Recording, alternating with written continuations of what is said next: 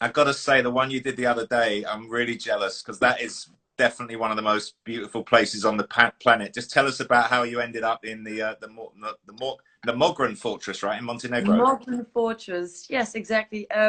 Well, it was a collaboration with Exit Festival as well. So I did a stream for Exit Festival, and then they started this new this concept, this initiative to do like an incredible destination. So basically, they take DJs to beautiful places and they live stream from those locations. And I was fortunate enough to be one of the first ones to do it from that beautiful location in Montenegro. And yeah, that's basically how it all started. And they provided a wonderful team.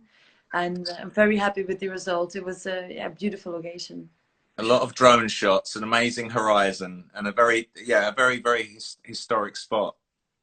It is. Yeah, it's beautiful. And also it was during the golden hour. The sun was, it was during sunset. It was kind of magical, especially in the summer where you're not really used to travel so much. It was, yeah, it's a bit bittersweet, nostalgic, and like it really touched me in a way to play there. It was nice. That's good.